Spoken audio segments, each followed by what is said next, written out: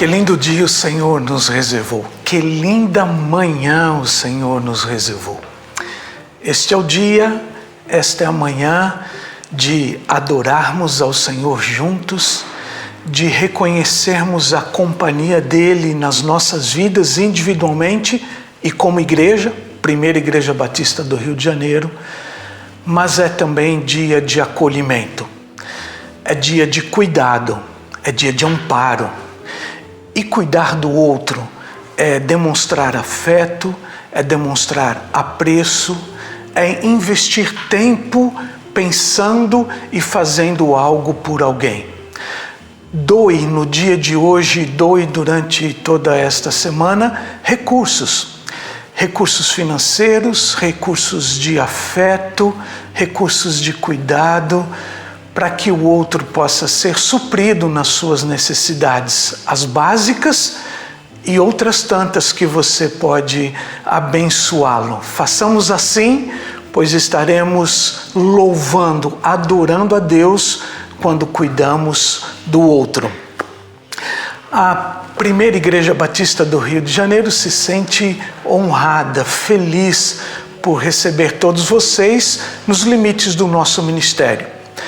Quando cultuávamos ali dentro dos limites do nosso santuário, do nosso templo, você vinha até nós e nós, de braços abertos, recebíamos você com um abraço fraterno, uma palavra amiga, um aperto de mão, um beijo carinhoso.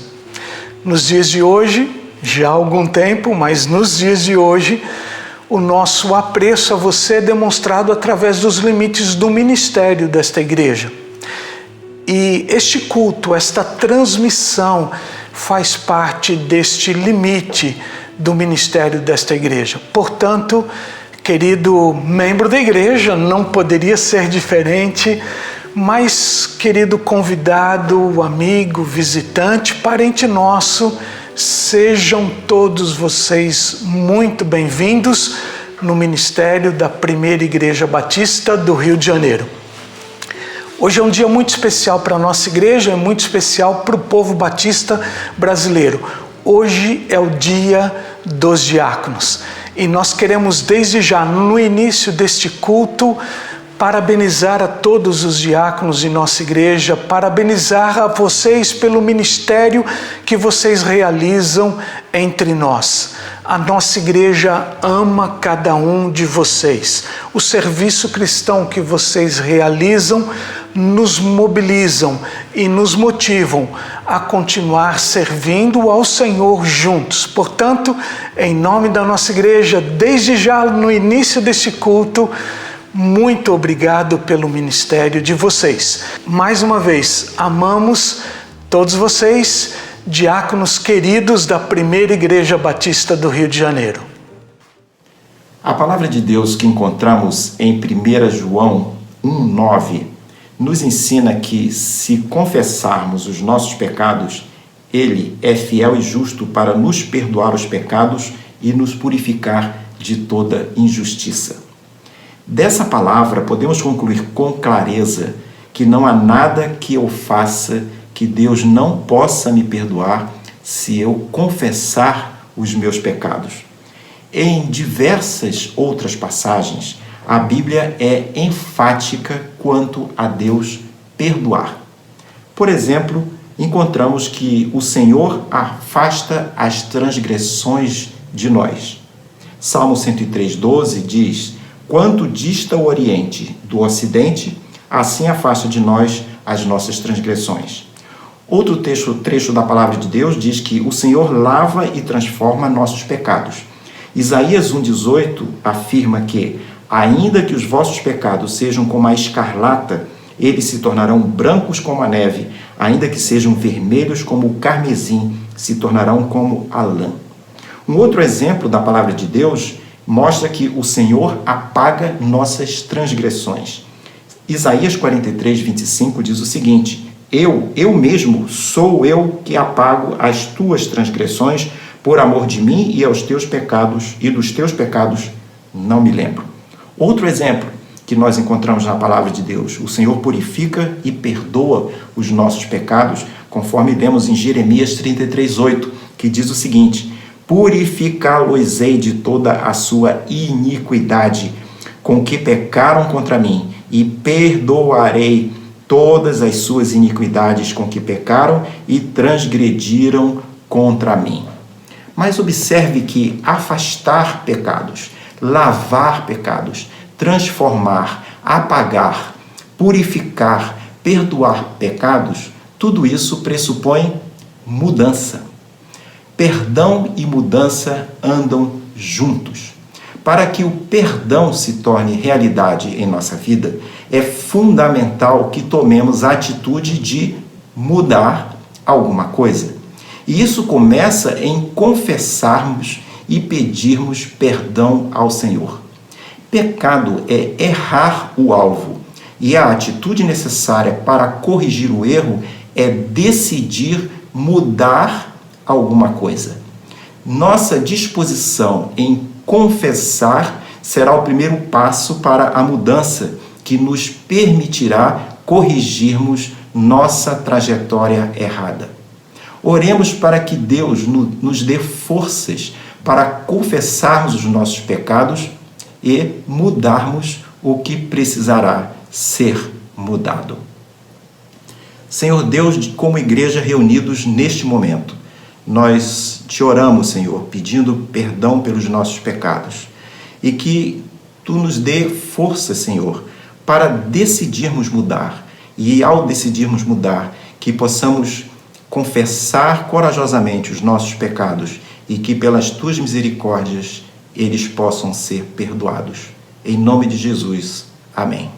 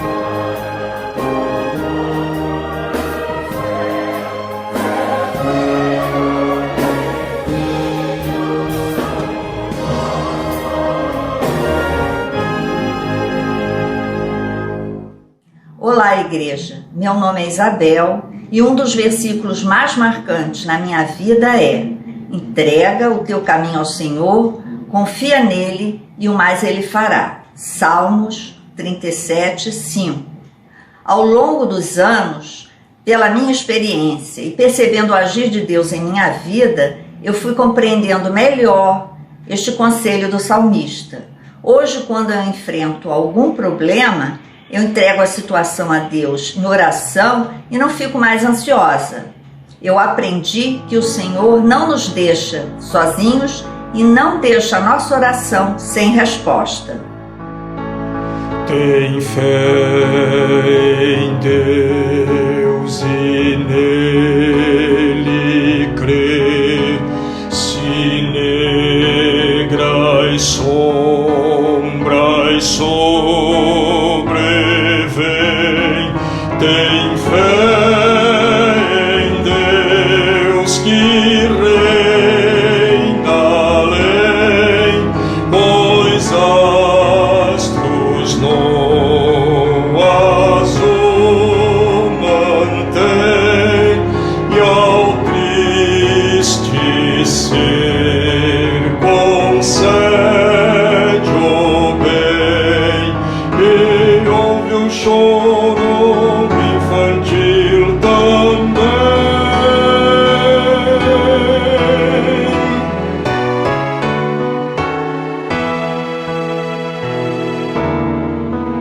Tem fé em Deus que junto está, relembra ele guardará, contempla além o trono seu. Tem fé em Deus.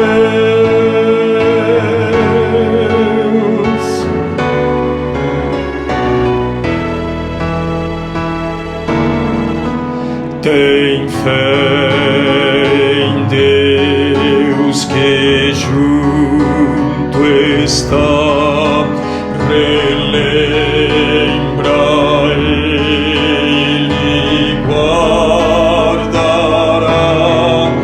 contempla além o trono seu. Tem fé em Deus. Tem fé em Deus. Tem fé em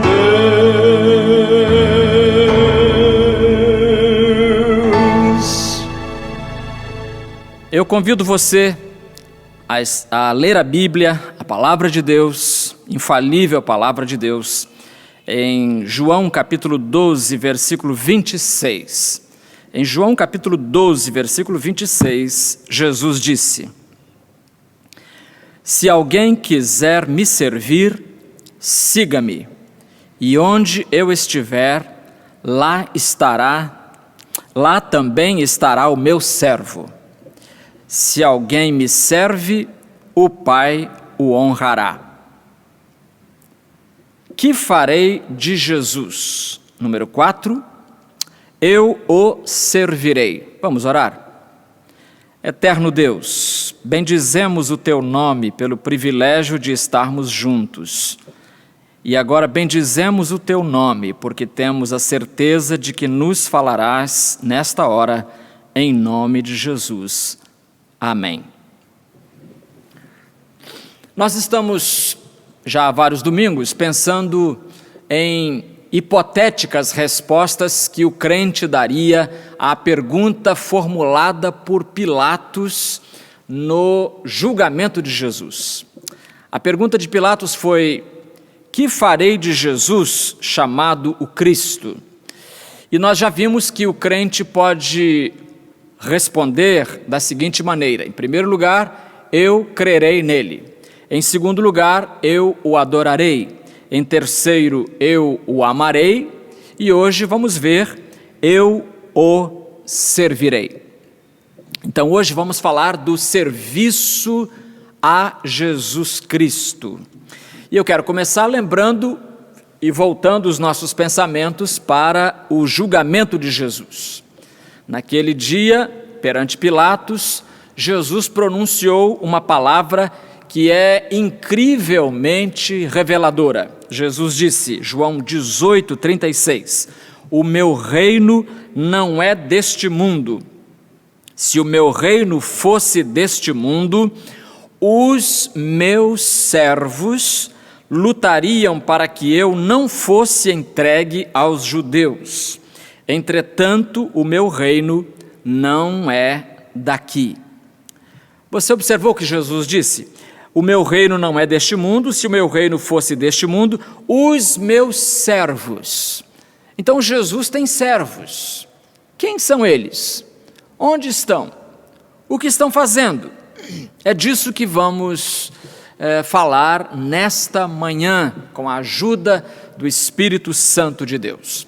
E a primeira coisa que nós temos que destacar nesta palavra de Jesus, de João 12:26, se alguém quiser me servir, é o verbo querer.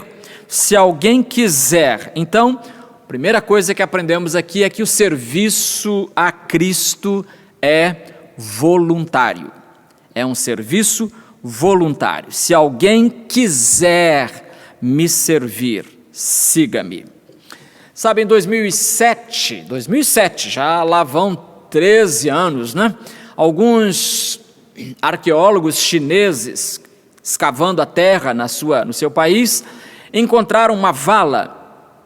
E nesta vala havia 47 corpos, 47 esqueletos de pessoas que foram, segundo eles, segundo as pesquisas deles, sacrificadas para que pudessem continuar a servir o dono dessas pessoas no outro mundo. Então, olha só, 47 pessoas sacrificadas, colocadas numa vala, provavelmente enterradas vivas, para que elas pudessem continuar servindo ao seu Senhor, que provavelmente deve ter morrido também. Honestamente, eu queria saber se alguém perguntou a esses servos se eles queriam servir ao seu Senhor lá no outro mundo. Alguém perguntou? É muito diferente o sacrifício do serviço cristão. O servo de Cristo é um voluntário. Ele ouviu, ele leu, se alguém quiser me servir, e ele então se prontificou, eu quero servir a Cristo. Então é um serviço que é sem cabresto, é um serviço que é sem coação, sem coerção, sem compulsão, porque Jesus disse, se alguém quiser me servir.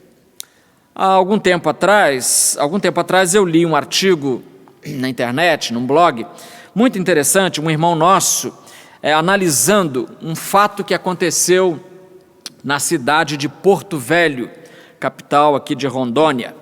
E ele disse que um vereador, ele dá o nome do vereador, um vereador do partido tal, submeteu ao plenário da Câmara Municipal de Porto Velho, Rondônia, um projeto de lei que institui Jesus Cristo como o único Salvador daquela cidade. Eu acho que já começa tudo errado, porque Jesus não é salvador de cidade. Jesus não tem compromisso com geografia, com a geopolítica da população mundial. Jesus tem compromisso com o coração das pessoas. Então esse negócio de dizer que Jesus é Senhor do Brasil, Jesus quer ser Senhor do brasileiro. Jesus é Senhor do Rio de Janeiro. Não, Jesus quer ser Senhor dos cariocas, dos brasileiros em geral, mas não de uma cidade. Então a matéria foi aprovada lá em Porto Velho, em primeira votação, e se aprovada em segundo escrutínio, poderá ser sancionada pelo prefeito como lei municipal com os seguintes termos. Aí o rapaz copiou do projeto de lei o seguinte: artigo 2, por exemplo, fica declarado profeticamente Jesus Cristo como o único Senhor e Salvador da cidade de Porto Velho. Já falei que não temos o Novo Testamento Jesus Salvador de cidade. Jesus é Salvador de indivíduos, de pessoas. Parágrafo 1º, consagra a cidade de Porto Velho a serviço de Deus para a honra, glória e louvor no poder de Jesus Cristo. Parágrafo 2º, a cidade de Porto Velho renuncia. Como é que cidade renuncia? Renuncia toda obra realizada no passado de prostituição, impureza, lascívia, ruínas, homicídios, roubos, corrupção, idolatria, feitiçaria, tráfico de drogas, prostituição infantil e toda maldição de primeira, segunda, terceira e quarta geração da cidade de Porto Velho. O último parágrafo declara que a cidade de Porto Velho terá uma geração santa e eleita pertencente ao Senhor Jesus Cristo. Olha, eu entendo a boa intenção do legislador, mas isso não é matéria que caiba à Câmara Municipal legislar. Jesus quer ser Senhor do meu coração, querido, do seu coração, mas Ele quer ser Senhor das nossas vidas. Ele não quer ser Senhor da cidade onde moramos, isso não importa. Quando Jesus muda o coração dos moradores, aí a cidade para de ter prostituição, impureza, lascívia, ruína, homicídio, roubo, corrupção, idolatria, feitiçaria, tráfico de droga, prostituição infantil. Tudo isso acaba em decorrência do senhorio de Cristo admitido em nossas vidas. Mas não se cria um paraíso por decreto. Não é fazendo leis municipais que a gente vai colocar Jesus como o Senhor dos nossos corações. E aí o nosso irmão querido que copiou no seu blog essa lei, essa notícia, ele faz um comentário. O comentário dele também é interessante, apesar de um pouco radical. Ele diz assim: parece piada, mas não é, o caso é sério. A busca evangélica pelo poder terreal parece agora mostrar sua cara, sem vergonha nenhuma de corromper a verdade das Escrituras e principalmente afrontar o próprio Senhor Jesus com uma lei em seu nome. Tenho dito, e não só eu, mas outros escritores e pregadores, diz o articulista, que o povo evangélico não vai sossegar enquanto não implantar um Talibã cristão, onde católicos, espíritas e pessoas de outra religião sofrerão na pele a dor de não pertencerem à família de Deus. Como cristão protestante, tenho vergonha disso. Minha vontade, diz ele, minha vontade ao ler uma matéria dessas é de enfiar a cabeça na terra e fingir que eu não existo. Dá raiva e pena ver um povo tão medíocre e mesquinho na busca do poder. O Estado laico não pode permitir tal atrocidade à liberdade de outros, à liberdade religiosa de outros credos. Isso aqui é o seguinte: se nós estamos numa sociedade civil, então nós temos que respeitar todas as religiões, digamos assim. Temos que dar liberdade para cada um escolher a sua religião.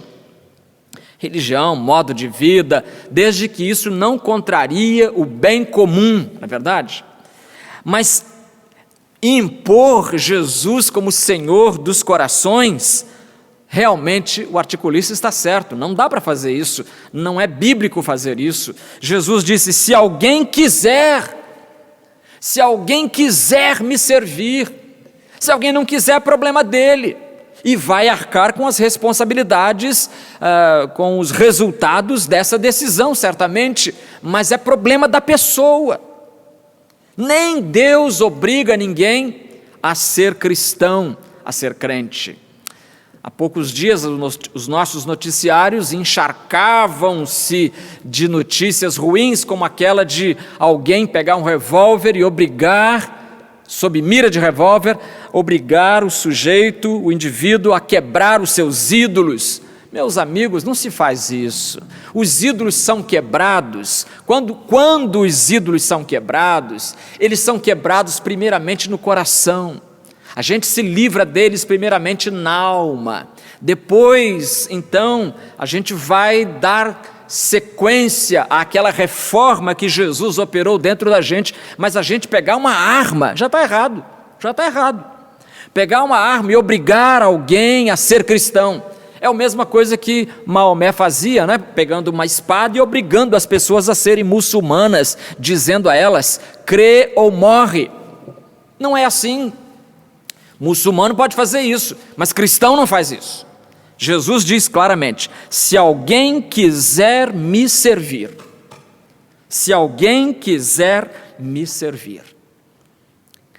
há um livrão grosso chamado Minha Vida, foi publicado pela Bloch Editores, em 1976, e o autor do livro é Golda Meir. Golda Meir foi uma das líderes de Israel na década de 60 para 70, né? Guerra do Yom Kippur, ela estava lá, se não me engano, e ela escreveu então um livro chamado Minha Vida, e lá pelas tantas, na página 14 e 15, ela diz o seguinte, meu avô paterno, ela nasceu no território russo, embora fosse de família judaica. Meu avô paterno foi um dos milhares de meninos judeus sequestrados na Rússia para servir por 25 anos no exército do czar. O avô dela, 25 anos no exército do czar, o imperador da Rússia, e o menino foi o quê? Sequestrado, o verbo que ela usou aqui. Sequestrado. Jesus não sequestra ninguém. Se você quiser pertencer ao exército de Cristo, você é bem-vindo e eu convido você a vir realmente participar do exército de Cristo, mas tem que ser um ato livre da sua vontade. Você é que tem que vir com seus próprios pés, é decisão do seu coração, não é imposição de seu ninguém. Se alguém quiser vir após mim, se alguém quiser me servir, diz Jesus. Então, a primeira coisa que aprendemos aqui é que o serviço cristão o servir a Cristo é voluntário. Segundo lugar, o serviço a Cristo é recompensado com a companhia de Cristo. O serviço a Cristo é recompensado com a companhia de Cristo ao lado da gente, onde, diz ele, e onde eu estiver, lá também estará o meu servo. Então ele diz, se alguém quiser me servir, siga-me, e onde eu estiver, lá também estará o meu servo. Essa promessa de Jesus tem dois aspectos, um aspecto imediato e um aspecto escatológico, digamos assim. Na presença imediata de Jesus, é uma garantia da presença dele ao nosso lado, aonde quer que a gente vá. Jesus disse, Mateus 18, 20, pois onde 2 ou 3 se reúnem em meu nome, ali estou eu no meio deles. Ali estou eu. Isso ele disse nos dias em que esteve na terra, isso é válido para toda a história da igreja, válido para nós hoje, válido para sempre. Onde 2 ou 3 se reúnem em meu nome, quer dizer, prestando culto ao nome de Jesus, diz ele, ali estou eu no meio deles. E quando Jesus enviou os seus discípulos, no final do Evangelho de Mateus, nós lemos isso, ele prometeu que estaria com a igreja permanentemente. Ele disse, e eu estou convosco todos os dias até o final dos tempos. Então é uma presença imediata, já está conosco, o seu nome invocado faz com que a sua presença seja garantida. Mas também é uma presença escatológica, uma presença que se completará no futuro, na pós-morte. Você lembra da história do ladrão na cruz? a história do ladrão na cruz é muito interessante. Por quê? Porque aquele rapaz era um ladrão e ele foi salvo por Jesus na chamada hora undécima, ou seja, se salvou minutos antes de morrer. E você lembra como é que foi essa salvação dele? Ele pediu a Jesus: Jesus, lembra-te de mim quando entrares no teu reino. Ele pediu que Jesus se lembrasse dele quando Jesus estivesse no seu reino. E o que Jesus respondeu a ele? Lucas 23, 43, estarás comigo no paraíso. Estarás comigo no paraíso. E meus amigos, estas palavras consolaram o homem e ele morreu feliz. Ele morreu feliz. Mas eu quero dizer a você uma coisa: não espere chegar a hora da morte para você tomar uma decisão ao lado de Jesus, porque essa hora pode surpreender você e você não estar preparado. Então convém que estejamos preparados permanentemente, tendo convidado Jesus para morar em nossas vidas. Note que Jesus disse: estarás comigo no paraíso. Então o paraíso é muito importante, não porque as suas ruas sejam calçadas de ouro, como o Apocalipse descreve. Isso também é importante, mas não é por isso. O paraíso é importante não porque lá nós vamos poder dialogar e conversar eternamente com Adão, Abraão, com Noé, com Moisés, com Daniel, com Jó, com Josué, com Samuel, Davi, Moisés, falei, Isaías, Jeremias, João Batista, Jesus, Paulo, Pedro, mas principalmente porque nós vamos, como disse Jesus, estarás comigo, nós vamos estar com Jesus. Eu sei que no paraíso poderemos cantar ao lado dos anjos mais afinados do mundo, mas isso não será a glória maior do paraíso. A glória maior será exatamente estar com Jesus. É aquilo que Paulo diz em 1 Tessalonicenses 4,17: estaremos para sempre com o Senhor. Oh, que dia mais feliz aquele em que nós fecharmos os olhos para este mundo e podermos estar para sempre com o Senhor. Um outro aspecto desta palavra de Jesus, onde eu estiver, lá também estará o meu servo, pode significar concordância da parte do servo com a agenda de Jesus. Qualquer que seja a necessidade de Jesus, o servo estará ali para obedecer, para cumprir e obedecer. Então o serviço a Cristo é recompensado com a companhia de Jesus, que já começa neste mundo, mas não se limita a Ele, durará por toda a eternidade. Em terceiro e último lugar, o serviço a Cristo será recompensado com as honras do Pai. O final do nosso versículo 26 diz, Jesus diz: se alguém me serve, se alguém voluntariamente se oferece para servir a Jesus, o Pai o honrará. Então, em terceiro lugar, nós temos aqui o serviço a Cristo será recompensado com as honras do Pai. Mas como assim? Com que tipo de honra os crentes serão recompensados pelo Pai? Em primeiro lugar, o Pai honrará o servo de Cristo, dando acesso à sua presença de Pai. Dando acesso à sua presença. Meus amigos, o Novo Testamento está repleto de registros que dão conta dos privilégios que nós desfrutamos ao pertencermos à família de Deus. E o Pai honra os servos do seu Filho, como diz um hino do cantor cristão, do Inário também, abrindo-lhe a porta de entrada nos céus. Primeira coisa, é o acesso que o Pai dá à sua presença, e os servos podem então chegar a essa presença e ficarem ali à vontade. O Pai honra os servos do seu Filho, ouvindo-lhes as orações também. Nós podemos orar e as nossas orações não ficam encalhadas no teto, mas elas passam e alcançam o coração de Deus. Jesus disse em João 15, versículo 7, se permanecerdes em mim e as minhas palavras permanecerem em vós, pedi o que quiserdes e vos será concedido. Em segundo lugar, o Pai honrará o servo de Cristo, admitindo-o no sacerdócio da nova aliança.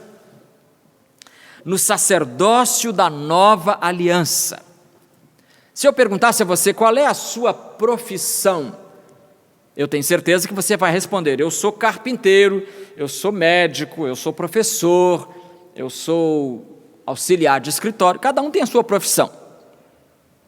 Mas se você é cristão, você pode responder da seguinte maneira: eu tenho duas profissões. Eu tenho a minha profissão de pontinhos e também eu sou sacerdote. Como assim? Sacerdote? Não tô te reconhecendo. Sim, você é sacerdote. O apóstolo Pedro escreveu em 1 Pedro, capítulo 2, versículo 5, vós também, como pedras vivas, sois edificados como casa espiritual, para serdes sacerdócio santo, a fim de oferecer sacrifícios espirituais aceitáveis a Deus por meio de Jesus Cristo. Ah, meu querido, nós somos sacerdotes da nova aliança. Para ser sacerdote da antiga aliança, não podia. Você tinha que ter nascido na família de Levi para ser sacerdote. Agora não.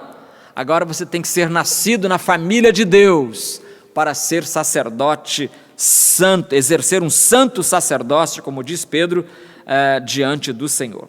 E terceiro e último lugar, o Pai honrará o servo de Cristo, fazendo-o assentar-se ao lado de Cristo. Há poucos dias nós pensamos aqui, naquele texto em que o jovem rico chega para Jesus e pergunta: Jesus, o que eu tenho que fazer? Fala sério aí, aqui entre nós. O que eu tenho que fazer para herdar a vida eterna? Me conta aí, fala. Pegou uma caneta e anotando, o que eu tenho que fazer? Jesus disse: vai, vende tudo que tens, né? Dá aos pobres, e vem e segue-me, terás um tesouro no céu.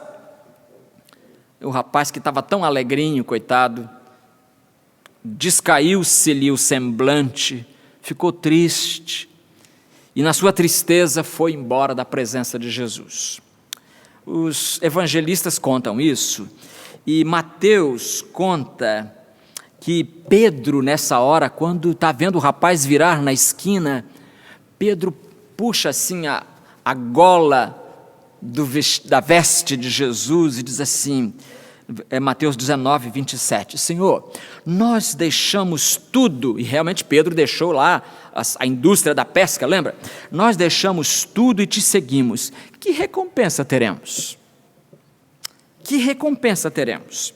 Aí o versículo seguinte é a resposta de Jesus. Então Jesus lhes disse, quer dizer, a Pedro e a todos os outros, em verdade digo a vós que me seguistes, que na regeneração, na implantação da nova ordem que o Senhor Jesus vem trazer a este mundo, quando o Filho do Homem se assentar em seu trono glorioso, portanto, fala de um aspecto escatológico, final, vós também vos assentareis em 12 tronos para julgar as 12 tribos de Israel. Muita coisa envolvida nessa frase, nós não temos tempo para entrar nessas coisas, mas é bom lembrar que o crente, a lição principal da palavra de Jesus aqui, é que o crente, o servo de Cristo, terá uma recompensa gloriosíssima, qual há de assentar-se em trono para julgar as 12 tribos de Israel, ou seja, para julgar o povo de Deus. Lá em 1 Coríntios capítulo 6, versículo 2, o apóstolo Paulo parece estar ecoando essas palavras de Jesus em Mateus 19, quando ele diz, Paulo lá diz o seguinte: ou não sabeis que os santos, lembra, no Novo Testamento são os crentes, não sabeis que os crentes julgarão o mundo? E se o mundo será julgado por vós, como sois incapazes de julgar as coisas menores? É 1 Coríntios 6:2, 1 Coríntios 6, é Paulo censurando o fato de que os crentes coríntios, levando uns aos outros perante os tribunais, e um pega um advogado, o outro pega o outro, os dois vão bater boca diante de um juiz. Aí Paulo diz: isso é uma vergonha. Isso é uma vergonha para o reino de Deus. Não sabeis que os santos, os crentes julgarão o mundo, e se o mundo será julgado por vós, como sois incapazes de julgar as coisas menores? Se a gente não é capaz de resolver os pequenos pepinos com que nos debatemos no cotidiano da igreja, como é que a gente vai julgar o mundo? Pergunta Paulo. Então veja que os servos de Jesus, lembra que ele falou: se o meu reino fosse desse mundo, os meus servos pelejariam por mim. Então os servos de Jesus julgarão um dia o mundo, e essa será uma das maiores recompensas. Se alguém quiser me servir, siga-me, e onde eu estiver, lá estará também o meu servo. Se alguém me serve, o Pai o honrará. Vale a pena, queridos irmãos, servir a Jesus, ainda que as recompensas não sejam óbvias aos olhos da carne. E aí eu queria terminar com uma ilustração de uma biografia, tirada de uma biografia de um casal de missionário. Era um casal de missionários, eles trabalharam no Quênia, país da África. E quando eles passaram de 70 anos, a junta à qual eles pertenciam os chamou de volta, e eles então tiveram que voltar para os Estados Unidos, que era seu país de origem.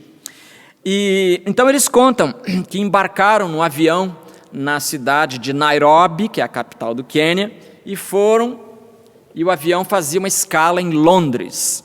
E em Londres, quando o avião parou, várias pessoas desceram, mas também várias pessoas entraram, fechou-se a porta e o avião foi embora, foi para Nova York, era o destino final. E quando o avião pousou em Nova York, eles saíram, passaram pela alfândega, todo mundo, e o casal de missionário está ali. E quando passaram pela alfândega, eles viram uma multidão imensa, e com faixas dizendo: bem-vindos à América. E o casal ficou emocionado, e a mulher virou-se para o marido e disse: meu marido, veja que coisa bonita que a nossa igreja preparou para a gente, olha que recepção. Mas assim que eles caminharam um pouquinho mais, eles perceberam que a recepção barulhenta, muito alegre, não era para eles. Aí eles souberam o que aconteceu. Quando o avião pousou em Londres, saíram algumas pessoas, eu falei, entraram outras. Umas dessas pessoas que entraram eram 4 rapazes que formavam uma banda musical chamada Beatles, The Beatles, os Beatles. E era a primeira viagem deles à América, era a primeira ida deles aos Estados Unidos, no auge do sucesso e aquela coisa toda, e os fãs estavam ali com faixas: bem-vindos à América, e o casalzinho de missionários, coitado, pensando que era para eles. Não era para eles. Aí sabe o que aconteceu?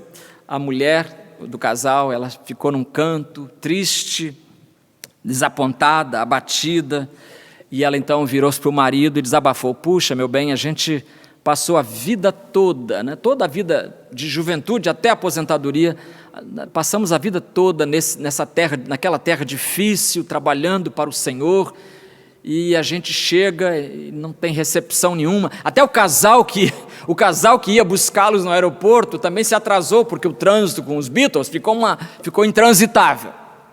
Então, ela falou: ninguém para nos receber, e esse povo que está servindo ao diabo e tem essa recepção toda. Eu gosto da resposta que o marido deu para aquela esposa. ele disse: querida, nós ainda não chegamos em casa. Nós ainda não chegamos em casa. Vamos orar. Deus eterno, nosso Pai, obrigado porque o Teu Filho nos chamou para servi-lo. E agora, na condição de servos Teus, nós queremos pedir que nos ajudes a não esperar as glórias, as gloríolas do mundo, mas confiar, trabalhar e confiar que um dia a nossa recompensa virá das Tuas mãos. Em nome de Jesus. Amém.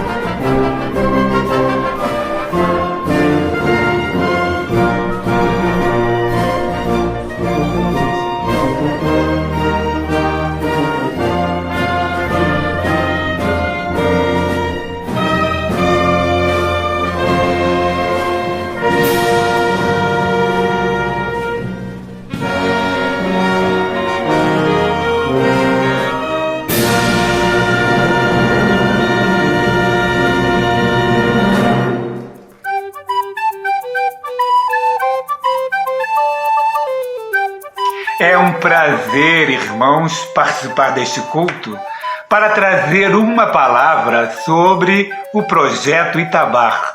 Projeto que anualmente envia uma equipe aos lares Batista FF Sorém, localizado em Porto Nacional, ali, pertinho de Palmas, no estado do Tocantins, e também ao Lar Batista Davi Gomes, sediado na cidade de Barreiras, no estado da Bahia. E esses lares, conforme nós sabemos, eles abrigam com muito carinho e há muitos anos crianças e adolescentes em situação de vulnerabilidade.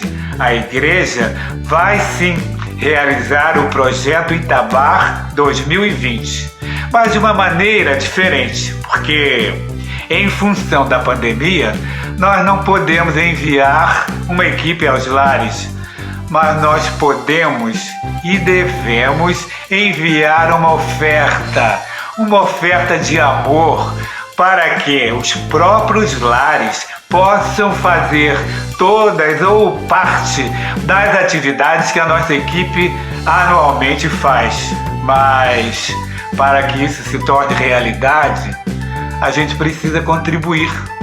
E eu estou aqui para pedir aos irmãos e a todos os amigos que nos assistem e que desejarem contribuir, que façam a sua oferta de amor. Para isso, use a conta corrente da igreja. No site da igreja, nós temos todos os detalhes sobre isso.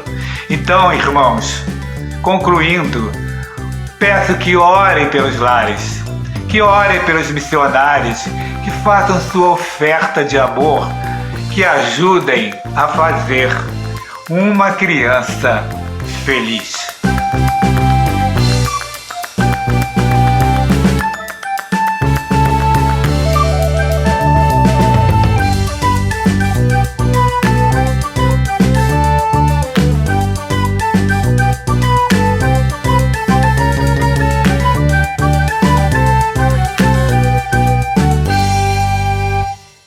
Muito obrigado a você que cultuou conosco nesta manhã. Que o Senhor possa continuar falando ao seu coração ao longo deste dia.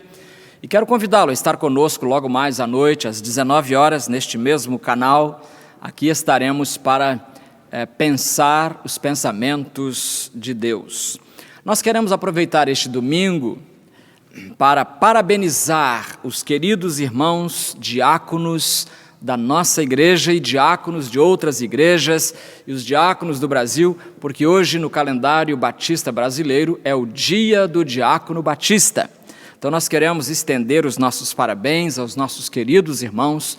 Nós temos aqui muitas dezenas de diáconos, irmãos queridos que servem ao Senhor, são servos, modelos, servos de Jesus, né? Eles escolheram fazer isso, servir ao Senhor. Parabéns a todos vocês e que o Senhor reavive a sua fé e também a qualidade do seu serviço espiritual. Vamos orar. Deus e Pai, ao encerrar este culto, nós queremos te louvar pela tua presença conosco e agora pedir que abençoes os nossos queridos diáconos, irmãos e irmãs que servem ao teu nome, à tua causa, à tua igreja, ao teu reino, em vários lugares, aqui na nossa igreja, em todas as outras igrejas evangélicas do Brasil e do mundo. Muito obrigado por estes queridos irmãos que têm sido um grande suporte ao ministério das igrejas. Eu te louvo pessoalmente pela presença destes irmãos na nossa igreja, que tem sido uma bênção semana após semana. Continua abençoando-os, continua fazendo com que suas famílias, a saúde deles, tudo seja abençoado segundo a tua vontade. É a nossa oração, abençoando nossas vidas, guardando-nos neste domingo, em nome do Senhor Jesus. Amém.